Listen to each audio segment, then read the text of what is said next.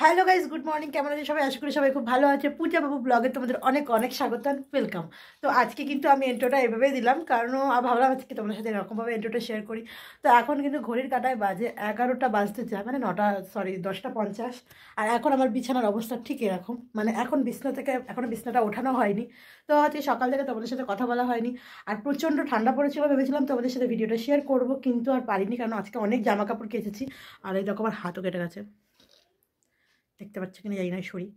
যাই হোক, আমার হাতটা কেটে গেছিলো একটুখানি, খুব জ্বালা করছে এখন, মানে ঠান্ডার যেহেতু ব্যথা করছে এই জন্য। আর তোমরা ভাবছো আমি এই উপরে উঠে কী করছি, আমি বিছনা ঝাড়বো বলে উঠেছিলাম, এই যে ঝাঁটা। তো ভাবলাম তোমাদের সাথে শেয়ার করে নিই। আজকে গুড মর্নিং এখনও তোমাদের সাথে করা হয়নি, সেই জন্য তোমাদের সাথে এখন থেকে আমার ভিডিওটা স্টার্ট করলাম। তো হোপফুলি তোমাদের ভিডিওটা খুব ভালো লাগবে। তো তোমরা তখন চলো লেটস কন্টিনিউ করি, আর দেখা যাক কী করা যায়। সামনে কিছু ইন্টারেস্টিং নিশ্চয়ই থাকবে। তো চলো।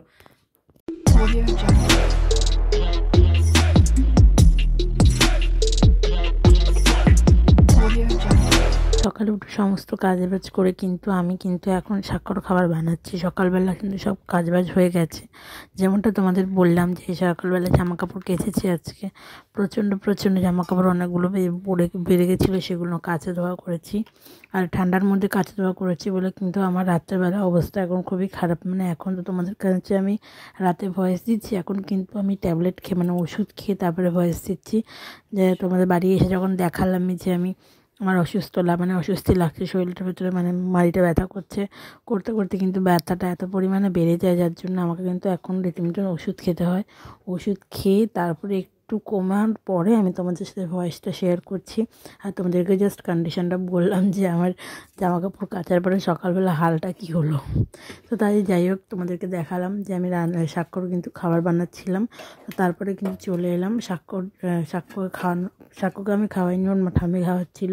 আমি কিন্তু এদিকে আসলাম চা চড়াতে, কারণ অনেকটাই বেলা হয়ে গেছিলো আজকে কাছাকাছি করার জন্য।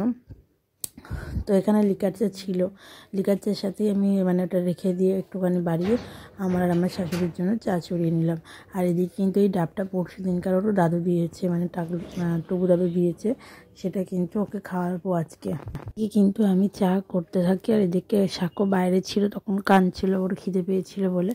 আর এদিকে আমার শাশুড়ি ওকে তখন খাওয়াতে চলে গেছিলো, ওকে খাওয়াচ্ছিল বলে আমি আস্তে আস্তে চাটা করলাম। আর এই কফিটা সেই তোমাদের সাথে শেয়ার করেছিলাম, কফি বানিয়েছিলাম সেই দিনকার কফি। তো জানো তো, কফির প্যাকেটের মধ্যে কফি আটকে যায় অনেক দিন রাখা থাকলে। তো ভাবলাম যে চলো আজকে ওটা দিয়ে একটুখানি চা খেয়ে নিই, মানে চায়ের সাথে ওটা একটু অ্যাড করে দিয়েছি। আর দেখো না, ঠাম্মি তখন সাক্ষ্যকে বলছিল যে তোর মা চলে গেছে। তো ও বসে বসে খাচ্ছিল, মানে একটা ভয়ে ভয়ে। তারপরে যখন আমাকে দেখতে পেয়েছে, ব্যাস ওর ঠাম্মি আর ধরে রাখতে পারছে না, আমার কাছে আসবে বলে কত দাপাদাপি করছে, কীভাবে আসবে বুঝতে পারছিল না। তো যাই হোক, ওকে টাওয়ানোর পরে কিন্তু আমার মা এসেছিলো আজকে। আমার মা ওকে একটু নিয়ে গেছে, মানে আমার মা সেই লোন দিতে গেছিলো, তখন ওকে নিয়ে গিয়েছিলো ওইখানে, বাড়িতে নিয়ে গেছিলো। তো তারপরে আমরা কিন্তু চাটা খেয়ে বসে গেলাম রান্না করতে।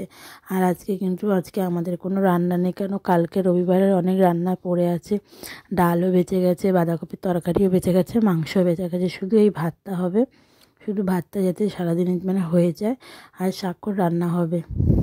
তো চলো, আজকে কিন্তু এভাবেই সারাদিন কেটে যাবে, কারণ যেহেতু আজকে সকালটা শুরুই হয়েছে অনেক দেরি করে।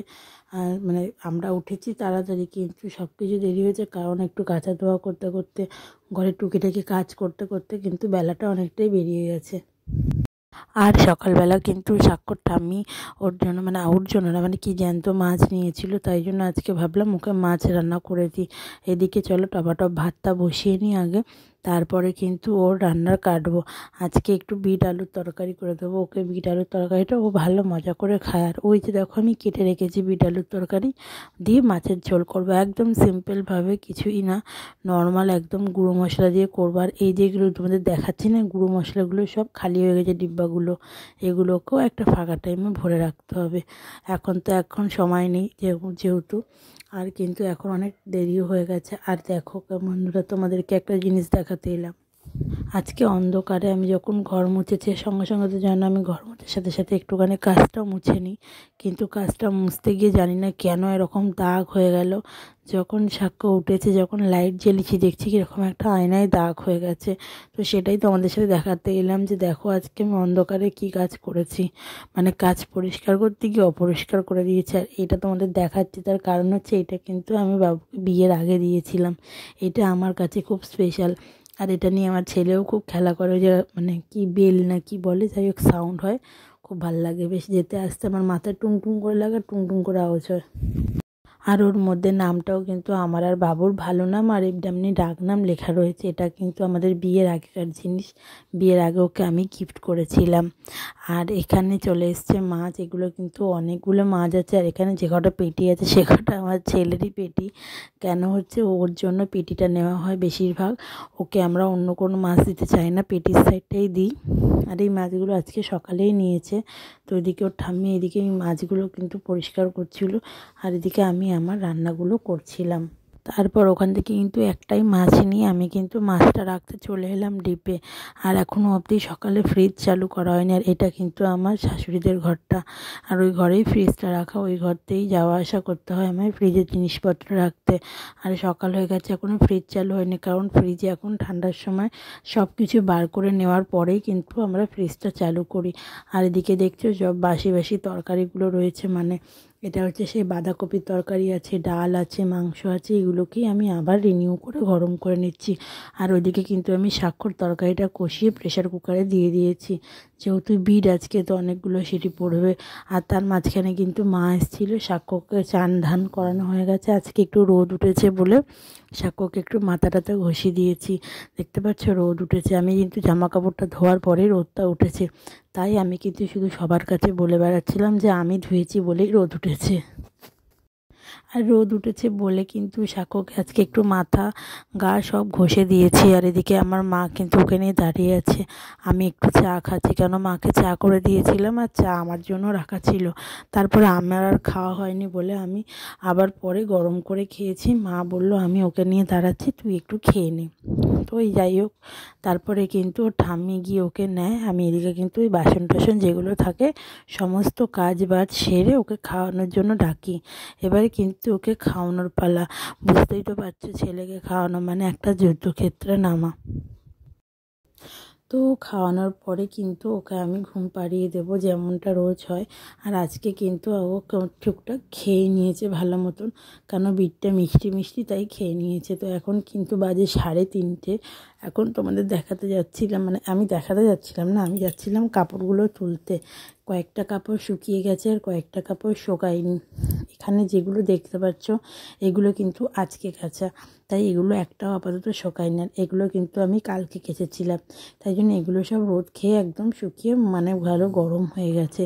তো ঠান্ডা ঠান্ডা মানে ওয়েদার চেঞ্জ হওয়ার আগে আমি আবার তুলে নিলাম, যাতে মেঘ হয়ে গেল আবার ঠান্ডা হয়ে যাবে। তো বিকেলবেলা কিন্তু ওকে আমি আপেল সিদ্ধ করে দিয়েছিলাম, দিয়ে কিন্তু আমি রেডি হয়েছিলাম যাওয়ার জন্য ডক্টরের কাছে। তো দুটো আপেল নিয়েও নিয়েছিলাম, যে ভেবেছিলাম যদি ও খায় তাহলে ওখানে গিয়ে দুটো আপেল দিয়ে দেবো ওকে। আর দুটো টুকরো ও খেয়ে নিয়েছিল। তো আজকে কিন্তু একটা নর্মালি চেক আপের জন্য, এর আগেও তোমাদের বলেছিলাম চেক আপের জন্য যাবো, যেহেতু ওর 1 বছর হয়ে গেছে। তো এই যে ও কিন্তু এখানে 4 মাস থেকে এই ডক্টরকেই দেখানো হয়। তো ওনার কাছে ও ভালো দেখায়ও, আর মানে দেখেও উনি ভালো, সেই জন্য আমরা ওনার কাছেই দেখাই। এটা কিন্তু চাইল্ড স্পেশালিস্ট ডক্টর, বাচ্চাদেরই ডাক্তার, সেই জন্যই এখানে আসা। তো দেখো ও কিন্তু এসে খুব আনন্দ পায় এখানে। আর আমি চাই সবসময় ওকে ওই হাসি মুখে ডাক্তারখানায় আসতে, ওকে কষ্ট দিয়ে নিয়ে আসতে আমার একদমই ভালো লাগে না। আর সকালবেলা তোমাদের বলেছিলাম হাত কেটে গেছে, এই দেখো দেখিয়ে দিলাম যে হাতটা কেটে গেছিলো। হাত শীতকালের হাত না, মানে খুব ব্যথা করছিল পরে। তো দেখো এদিকে কিন্তু এখানে একটু কান্না করছিল, কারণ সাক্ষ্য বিরক্ত হয় ভীষণ ওকে কানে ফানে কেউ হাত দিলে। আর ওখানে তো জানো ডাক্তার কেমন চেপে চেপে ধরে। তো তারপরে কিন্তু ওকে ডাক্তার দেখানো হয়ে যায়, কিছু ওষুধ দেয় নর্মালি, আর কিছু খাওয়ারের রুটিন দিয়ে দেয়। সেগুলো তোমাদের সাথে আমি কালকে শেয়ার করব, কালকে যখন ওষুধ আনতে যাবো। আজকে কিন্তু আমরা ওষুধটা আনিনি, কারণ আজকে কিন্তু 22শে জানুয়ারি। তো আজকে রাম মন্দিরের উদ্ঘাটনের জন্য অনেক জায়গায় বন্ধ ছিল, তো সেই জন্য কিন্তু আর ওষুধটা আনা হয়নি। তো গাইস আমরা কিন্তু বাড়ি চলে এসেছি, আর এখন কিন্তু রাত্রি বাজে 9:30। তো আর আজকে শরীরটা একদম ভালো লাগছে না, হঠাৎ করে আমার এই বাবার মাড়িটা ব্যথা করছে আর মাথা যন্ত্রণা করছে, হয়তো বাইরে গেছিলাম ঠান্ডার জন্যই ব্যথা করছে। আর এসে কিন্তু সাক্ষ্যকে খাওয়ানো দাওয়ানো হয়ে গেছে, এখন কিন্তু শুধু রাতের খাবারটা পড়ে আছে, মানে রাত্রে একটু খাওয়াবো পড়ে আছে, মানে কি রুটি করবো, রুটি করে খাওয়াবো। তো আজকের ভিডিওটা এখানেই এন্ড করছি। হোপফুলি তোমাদের ভিডিওটা সবার ভালো লেগেছে। ভালো লাগলে অবশ্যই একটা লাইক করো, একটা শেয়ার করো, আর একটু সাবস্ক্রাইব করে দিও। তো আজকের জন্য এখানে ভিডিওটা শেষ করলাম, দেখা হচ্ছে আগামীকাল একটা নতুন ভিডিও নতুন দিনের সাথে। তো চলো সকলকে গুড নাইট এবং টাটা, শুভরাত্রি।